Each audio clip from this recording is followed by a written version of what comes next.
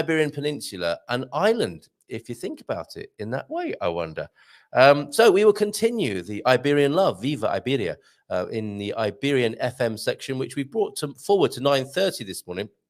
But it's coming up to 9 o'clock now, and it's time for an abrazo from the north. It is time for our dear friend, the man in the Mino. It is, folks, Tony time! Woohoo! Oh, you sat on one of those lovely Portuguese swings this morning, Tony. Bom dia. That's here, Vila Nova de Cerveira. You always busted my chops about having the Algarve in the background, and I finally got around. I figured out how to change it, so. Oh, top man. How are you this morning? I'm good. I was just laughing, chuckling all the way home, and from even Saturday listening until now. People sometimes they don't know what they don't know. Yeah, let me get my platinum visa too. Do you have a limit on that? Maybe it's a. Do you have a spending limit? Well, you'd have rumbled it straight away, I'm sure. But it's still running and running, Tony. So maybe it might be one of those things, but by constant affirmation, it'll actually make it into the political landscape here. I hope in many ways politicians don't see it and try and pick it up and run with it. We're in enough trouble already. Yeah, and I'd love you sweeten the deal by throwing in a pastel de nata. I love that. Lifetime supply, mate. Not just one, but a lifetime supply. Lifetime? Oh, then it's no brainer. I mean, if there wasn't enough reason, if there weren't enough reasons to move to Portugal, now you have a lifetime supply of pastel de nata. Life doesn't get better than that. It doesn't get any better than that, does it? Right. So what's going on? We've got this wonderful swing that you presumably can go and visit, look over the river, see the vast landscape. Are we seeing Spain in the distance there, or is that a different orientation? No, that's Spain. That's the Mino River. That's the Mino River, and it flows into. I always say that the Mino River, it embraces, and before it hugs the Atlantic, it smiles at Spain. It smiles at Portugal. And I said, I'd love to pass through here every single day. And so they gives it a hug before it goes into the Atlantic. Oh, my goodness. Now, without wanting to be too maudlin, if you're ever needing your ashes sprinkling anywhere special and romantic, that would be quite the place to do it, wouldn't it? To be swept out, ultimately, kissed by Portugal and Spain, and then thrown out into the wild Atlantic. What an amazing and romantic picture you paint there. There you go. I'm a romantic guy. What can I do? I know this. And first Tuesday of every month. Only on the first Tuesday of every month. You get me. No, you've been busy, Tony. You've been writing amazing blogs about Portugal, as you always do. And I have to ask you, when was the last time you ate at home? Because every time I see you on social media, you're out with somebody or other having a fantastic Portuguese lunch or dinner. Last time? Probably... I can't remember. I mean, maybe for Easter. I don't even remember. I remember Easter last year. I had lunch, or quick lunch at a friend's house. It's so cheap to eat out, inexpensive, and you enjoy. You have to come. It's one thing if you're making lunch or dinner for friends and you're inviting them over, and it's great, a barbecue or whatever. But to do it for yourself and cook. I don't mind the cooking, Carl, but I hate the cleaning. And even just putting it in the dishwasher, that's a lot of work. So, but I love to cook. And I'll tell you something. People that really go out to eat a lot, they should know how to be a good cook, because they could taste the condiments, what's there. I remember when it was during the lockdown, right, for COVID, and you're home and you're experimenting stuff. And so it's a great thing to be, you remember that sensation when you had this dish somewhere, this dish somewhere else, and you try to replicate it at home. And it was a great thing. And I am a good cook. I had the best teacher, probably my mom. So yeah. Oh, fantastic. What was your favorite dish that your mom made? She taught me how to make arroz de cabidela, which was something I hated. I could not, with the blood and the chicken and stuff. Yeah. It's an acquired taste, and I learned how to make that. I love to make bacalhau com broa. I love to make bacalhau com broa. That's with the cornbread above it and toasted. I love to make the grills, anything that's around the grills. I love to make like risottos and pasta dishes and just invent stuff. I mean, you don't need a lot, but again, the timing, it's you're out early you leave house, early in the morning, go to the gym, work out, etc. You're having a call at 9 or 10 o'clock, another call at 11. You're having lunch, and you're not going to come home, make lunch. Then you have a lunch meeting. I have a lot of lunch meetings. I really do, Carl. And that's what it is. Wonderful. I always say, you invite me to lunch or dinner. Don't invite me to work. So quite right. We know this about you. What an amazing lifestyle you have up there in the north. And let's qualify this, because Darren is asking, which part do you class as north? Now, Darren's up there in Porto and Matosinhos. She sent us a great video of Matosinhos, which is a lovely little suburb of Porto, really. When does north get north? Well, Carl, I think from Porto and upward, it's still part of Spain. Most people have that idea. So let's just say that from... And so, but the north, I mean, you have the north, and you have the Minho. Okay, you have the Minho. You have the Trás-os-Montes area.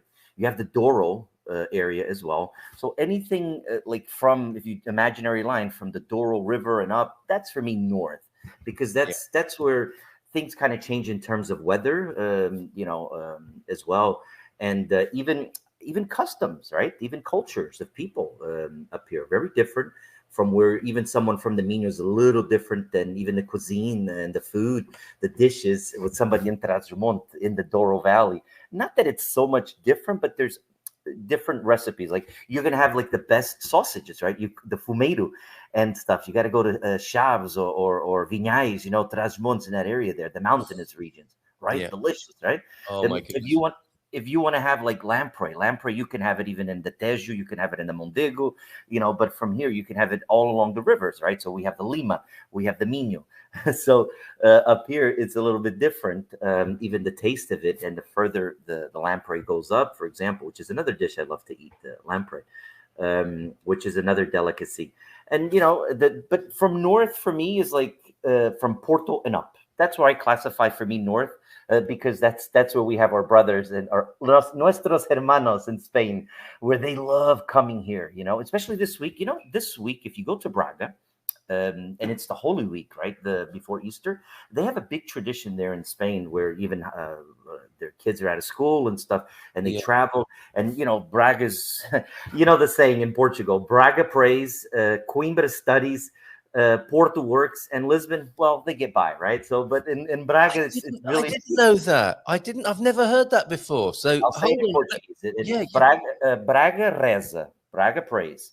O Coimbra studies, Coimbra estuda. Porto trabalha, Porto works. Lisboa, they're there, they get by.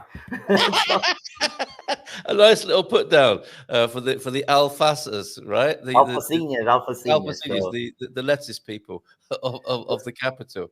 Wow! When you're in Braga this week, or especially in this area here, Santiago de Compostela, very religious. I mean, Braga has lots of just episcopal cathedrals, and then priests and bishops and everything. It's the city of bishops. It really is, Braga, right? And so you get a lot of people that religious, more in the religious, or whether the pilgrim walkers too, which is another big events here throughout, like now the spring and summer, fall.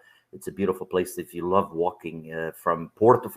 You could start down as far as most people, when they fly into Porto, they walk up from Porto, Barcelos, Ponta de Lima, Valencia, all the way up to Santiago. And so it's a very religious time. There's there's two different paths, but you'll see a lot of holiday makers from Spain here, especially this week, but to mention on every single weekend, of course, but that's what makes it attractive up here. You have the best of both worlds. Did you know that, Carl? I love, nobody does tapas like the Spanish. Nobody. I mean, like the jamon, and you've been. I mean, you can go to Andalusia and you can have the jamon, the pata negra. You can have it up here. Nobody does jamon like they cure it like the Spanish. Nobody in the world. And I've been to a lot of places in the world. Not even the Italians with the prosciutto and stuff. Nobody knows how to really cure it. And that's the secret behind the jamon, the pata negra. And that's why it's so expensive. It takes a long time to cure it, and they don't smoke it like we do. We smoke our hams. They don't. It's just there, and it just cures by itself. It's delicious. Nobody does it better than the Spanish. I love going there. I mean, I go there just to have a tapa, a jamon tapa, and a nice rioja or an You're gonna alvarinho have as to well. stop. You're gonna have to stop. We're talking about this food this morning. You got me at sausage in Sausage Manche earlier on, and that's of course where they've got the wine bottles that they bury, right? Because they were hiding them from the Napoleonic army, weren't they? On retreat, I think. Not on spiritual retreat, actually having had a pasting, I think, heading home, but routing villages and stealing the wine. And in a certain village up that way, they hid the wine under the ground, didn't they? Absolutely, and there's another striking something about the north here in this region. You know, Portugal has a lot of history with the Sephardic Jews and in the Jewish faith, right? So Hebrew, and so there was one you have like the fular de Páscoa. That's like that typical bread that comes. Yes, with the eggs in. If you go to some villages in Trás-os-Montes, there's quite a few. That's where it's born. You have where they make it. Even you have other along the Alentejo, other villages, but lots of villages. But there's certain things that come from ancient times that the traditions are still maintained. One of them is that as well. I mean, you say about hiding the bottles of wine from the Napoleons, but here as well, like there's a lot of small villages that still have that maintain the traditions, and you get like what's basic for Easter. You have that typical ufular de Páscoa, right? Because it's a typical tradition where the child gives something. The godfather is responsible, right, for the child and stuff, and then the child would return or give him some money or something, and then the child would give the godparents this foulard, right, like as a gift, as a symbolization. And so there's a lot of traditions here. There's all over Portugal. There really is. I mean, if you go down to Alentejo, there's a few beautiful villages that comes to mind. Monsanto, right, also for the Jewish faith, the Hebrew faith, and stuff. So this week is a big. You have Easter, you have Ramadan, you have a lot of stuff going on everywhere in the world. Very special spiritual time, of course, and the spring. You know, for the what were they? The earth worshippers. It's a very holy, special time, of course, isn't it? The pagans, of course. Another definition of what's north, follow the clouds, says Serotonin. As somebody who loves the north, that's not a put down. Let's just catch up because we've got some lovely properties to look at, which we'll do in just a moment. But we have tips to not look like a foreigner as well, which is fantastic. Francis is saying he's within the 3-month countdown to come to Portugal. Pup got her rabies certificate to say all good to go every day, one step closer, heading to Porto. Fantastic. Okay, I managed not to hurt James's feelings. I did show his dad joke, his visual dad joke. Phew, that was close. Those sandals you can wear on the way to football training. They are pretty special. They do look like footy wear, don't they? And then you change into your football boots thereafter. Your Aldi dashes there. What else have we got in the comments this morning? To look like a local. This is true, isn't it, Tony? Wear coats even when it's hot and sunny. That's what Portuguese people do. Not until summer do the coats come off. Pardon me for not replying if anyone sends a message. Deep in the working and lurking this morning is Francis. I will tell you that there's nothing wrong with being a tourist. I've been on a permanent vacation for more than 20 years, so there's nothing wrong with that. I wear shorts all year round pretty much, and people still look at me kind of quirky and funny. Just be yourself. Like wear a coat, okay, but I think and even in the weather, it's just how you are. But I feel I am a tourist. We're all tourists. I mean, everybody. When you look at it like that, yeah. We're on a permanent vacation, and that's the way you got to feel. So anywhere you go, you blend in. Of course, you try to, but you're never going to become. I'm never going to become a Portuguese. My culture is not from here, but I adapt to it. I love it, and I try to learn it, study it. Of course, I learned the language. I didn't speak Portuguese, and I speak it fluently. Well, good, very good now. But you learn the basic customs and cultures, so you're respectful of people, right? I'm not going to show up probably. Maybe to I don't know, Fatima or maybe a cathedral wearing shorts or something. You got to be respectful, right? Just say well said. Oh, somebody remembers your Valentine's offer. You were calling yourself romantic. Nothing says romance like renting yourself out for Valentine's Day. We remember that, Tony. Oh, I remember, and I got some offers, but I had to turn them down. There's not like to north, says Owen. He's from the north of England. He's loving the north of Portugal. Suze agrees. I agree. Nout Aye, says Owen. Don't forget to hit that like button. Says Antonio, whether you're in the north or the south. So let's have a look at these lovely properties that you have in mind for us this morning. Remember one thing, Carl, and that's this area here, and people constantly telling me I'm gonna I'm gonna stop being your friend, stop telling people about the Minho area, because it is one of Portugal's best kept secrets. So people don't know what they don't know, and so people get upset that like I'm sharing it. Like, you know what? There's so much room here for everybody. So it's true, isn't it? It's true, and I do understand that. I mean, things change, don't they? But a bit like being a perpetual tourist, we're all visitors to the earth.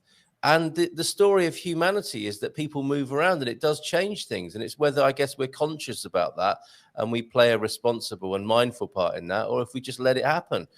So yeah, that's a fair caveat. And I do understand why people might want us to stop talking about the north. Look at this beauty up here. What you've described as oh, is it gone already? Yeah. Okay. So we actually, that's a beautiful property. That's one of those traditional Minho homes. It's a colonial house. I mean, century old. It was fully renovated. If you see some of the interior pictures, been like not only maintained. What a beauty! But everything's done on the inside. It's got enough land if you want to put a pool and stuff. That's why properties here. This was it was on the market 260,000. Okay, there was a little bit of negotiation, of course, like everything else.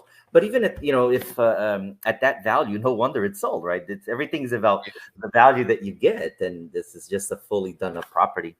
Yeah, and the location is you're 10 minutes away. You're within walking distance to a train station. Okay, you're within your supermarkets. There's local cafes, in the village itself.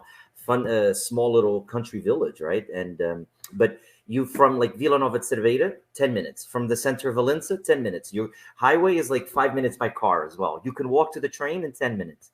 And it's a small little village that the people, know each other, and community, right? It's all about community. Tony, I've got to say, with your properties, they are always so beautifully maintained and presented. I guess this is one of your signatures of how you go about doing what you do. They always look so beautiful, and the photos are fantastic. I'm gonna have to. I can't take the credit for that. I'm a very, for me as the broker. Okay, as a broker, what do we do? I'm a dock connector. So anybody that wants to move here, whether they're moving to the Minho, to the Algarve, to Lisbon, anywhere in Portugal and all over the world, we send out referrals. I'm a CIPS realtor, certified international property specialist. So we work internationally. We have a group of realtors. But when somebody comes here, the very first thing they gotta have, we have everything that goes behind the scenes. You don't see it. It's all thanks to my business partner, Anita Sosa. Okay. When you talk about the pictures, the videos, she was the one that kicked my butt. Get on Instagram, get on YouTube, get on this, get on that. I wasn't a social media guy. I really wasn't. And you come to figure out that in the last 2 years, how, especially COVID, you had to change the way you get your message about Portugal and what to do. And so everything that goes behind, when you see it, I'll make sure you give her, I'll give her those compliments, because she's well worth all of it. Everything that's behind the scenes that you can imagine. All I do is the social interaction with people, with the first contact. And then I just kind of feed them off where they need to work with this agent or that realtor, that team member. It's up. So thank you. But really, it is her. She takes all the credit. And please do pass that on, because I think it's really important as well. Like you can see, can't you, in some parts of the industry, people are just chucking up any old photos.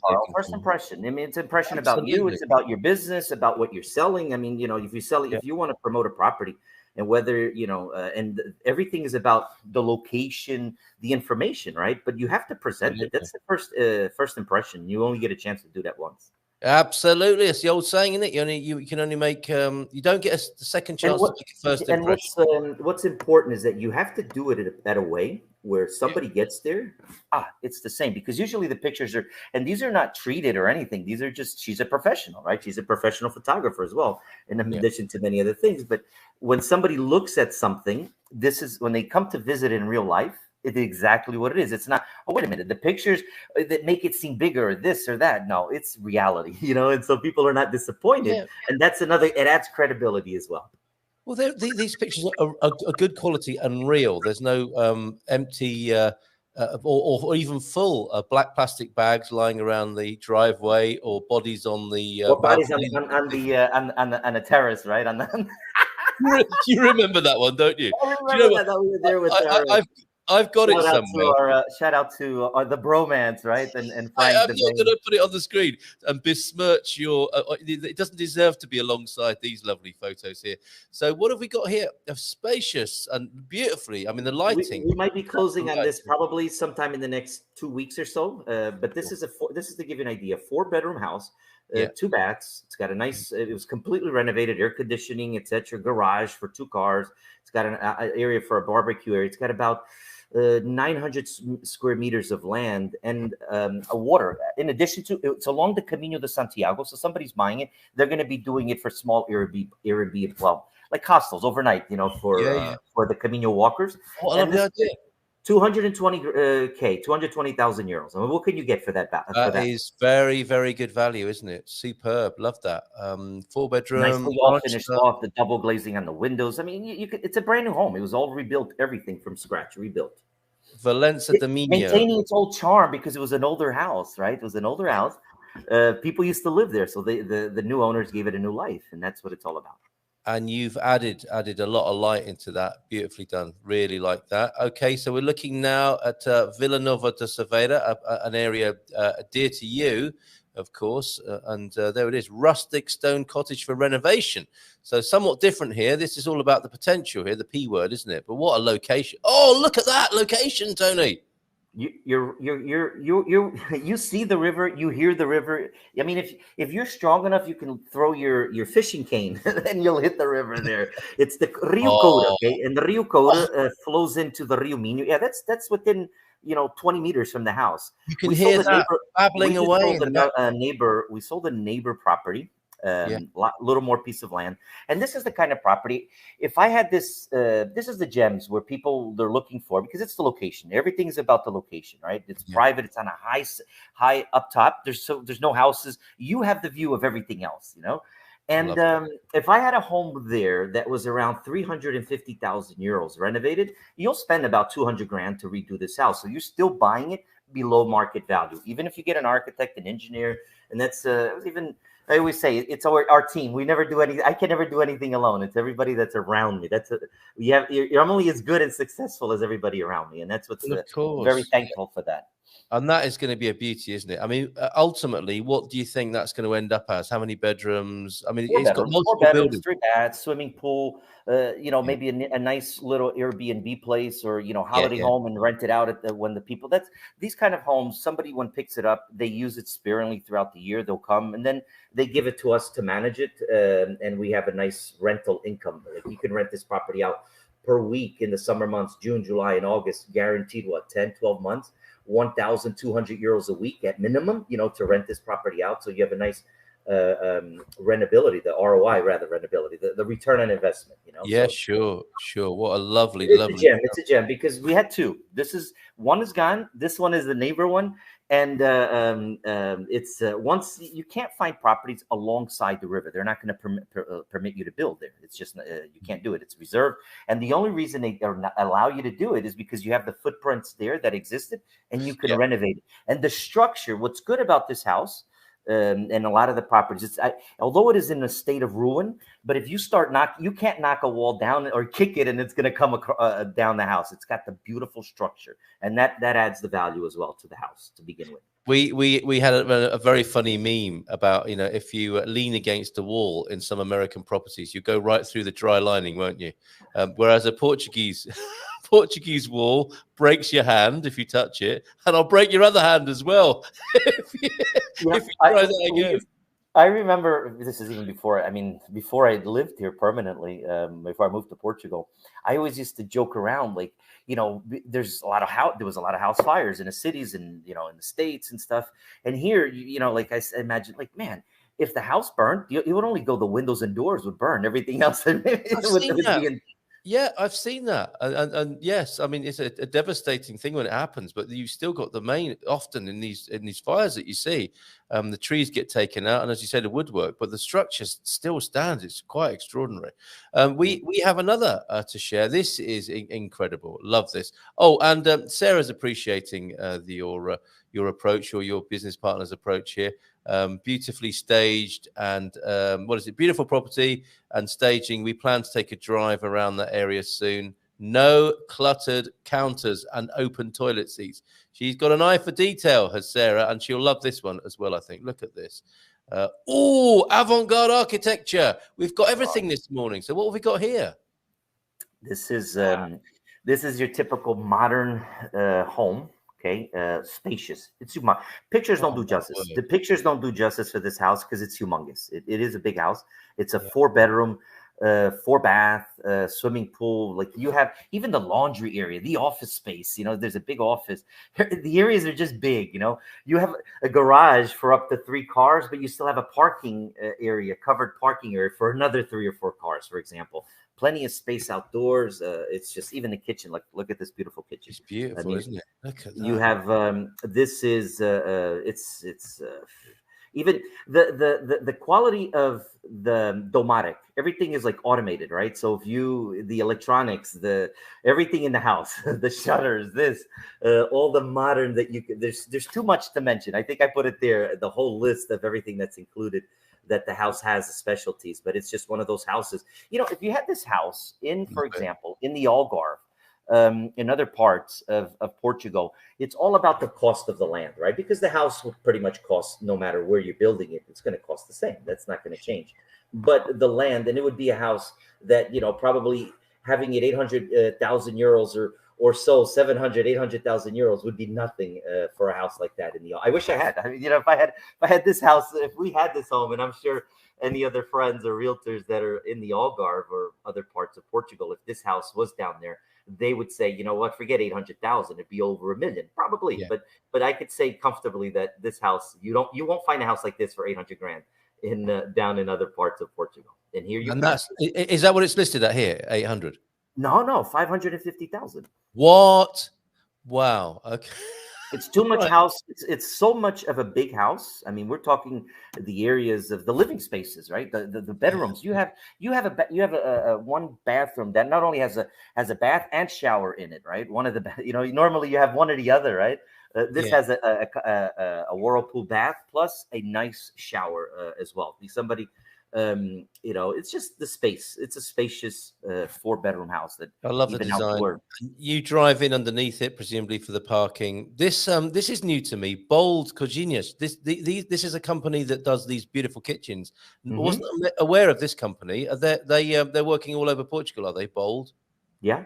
The quality, extreme quality. That's definitely. Look at that. And I mean, it's built, isn't it? So you can appreciate the landscape that it's set in. You notice there, look, put it in the picture just to give you an idea. Okay, this kitchen here, do you see an extractor fan? No, but there is an extractor fan up above. It's built in that automatically. You don't see it, you know, like you have that extractor. It's just there's a design, right? That's the difference between, like, when you say, like, okay, even the cabinets. There's a space there, refrigerator, a certain temperature that it recuperates from the solar energy panels and everything. Like, it's high tech, modern. Yeah. Very, very beautiful. Nicely done. And the location of this one, can you tell us more about that?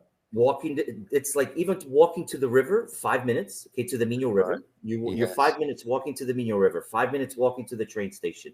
Again, 10 minutes from the center, not even 7-8 minutes from the center of Valença, and another 7 or 8 minutes to Vila Nova de Cerveiras. Those are 2 big little areas.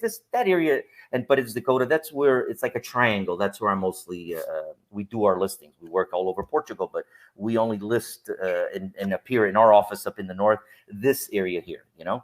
And so really just strategically located, but you're within walking distance to the Eco. There's an Eco Pista, right? A walkway that goes, you can go all the way from Monção all the way to Viana do Castelo on a bike or bike trail or walking trail. Okay. It's a big trail. So we're talking, you know, like 80 kilometers, right? From Monção with the Alvarinho born, right? That grape variety, but then all along the river, all the way to Viana do Castelo, there is a bike trail or walking trail that you could do. And this is literally about 5 minutes walking from it. Incredible. Quality of life. This is I could live in a place called Monção. I could be Carl Munson living in Monção. Up in the north. There you go. Made for me, wasn't it? Fantastic. Tony, these homes, they're beautiful. Soon we'll be going to the streets of York. Look at that. It looks like a scene from Harry Potter. That's where John is. But before we lose you this morning, you said, you referred to the Spanish, I think, as nuestro hermanos. What does that mean? What's that phrase? Nuestros hermanos y hermanas, our brothers and our sisters. Hermanos and hermanas. Okay, over there. Nuestros hermanos. Okay. And this clearly is I think we spoke about it briefly, didn't we, last week when you called in, but the whole, this is like somebody described it as a two for one. Can move to Portugal, have Spain. If you're lucky enough to have Spain on your doorstep, that really does add a lot to the quality of your Portuguese life, does it not? Absolutely. Whether you're here in the Minho, whether you're in Ayamonte and Vila Real Santo Antonio, whether you're in the Alentejo, right? Whether you're in by Viseu in that area or Guarda, having both cultures in one, like the proximity, and then for us, I mean, we look at it like there's a great market for potential, because we help Portuguese buy in Spain and we help the Spain buy or move to Portugal as well. So we're working both sides and you can help them, but it's a little bit different in terms of real estate values. Of course, they're a little more expensive in Spain. That's why a lot of them choose to have either moving here. Somebody, for example, moves in this part of the region, they are literally, you can get to Vigo, okay, which is the big airport, big city in Spain, in the Galicia area. You can get there by train in less than 30 minutes. You can get there by car in less than 20 minutes. It's closer to the airport there. So people, even Spanish, that can't afford to buy in the center of Vigo, they will buy here or even rent here, etc., because it's just a lot more affordable. And then, you could just jump back and forth. Hey, I could walk over the bridge. Let me have some tapas. Maybe I want to have a little bottle of wine from Spanish wine and stuff. And, and the Portuguese and the Spanish, they love coming to Portugal as well, because the food is, if you come on a weekend, or even yesterday, we went to eat out of this restaurant, which normally it's okay. There's enough number of people on a Monday, right? It's okay. Yeah. Nothing out of the order. But yesterday was just slammed with Spanish. And I looked around and I said, I explains it all. They're smaller children, it's holidays and stuff. And so it's the Spanish Holy Week, right? And so, but there's that big mixture of the cultures. And I love that. I mean, we speak Portuñol here. Okay. We speak I've heard of this. Yes. Portuñol. The Spanish will never speak Portuguese, but the Portuguese, we speak Portuñol. We go there, we try to speak a little bit of Spanish. That's a little bit different of the culture, but the Spanish are they're great, but they have their own national. They just forget about coming to Portugal and trying to learn Portuguese. Never. That's not going to happen. Tony, always fantastic talking to you. Thank you for showing us those delightful properties this morning. Have a great day, our man in the Minho up there, and we'll see you next month, my friend. So good to always be hanging out with you. Take care. Bye for now. Have a great day. Bon dia. Bon dia, everyone. All the best to you. Ciao, ciao. And I'll put the link to your website so that people can follow you up on any of those lovely properties. There it is, infinitesolutions.pt. Tony, thank you so much. Bye for now. Ciao, ciao. Thank you. There he goes. Tony.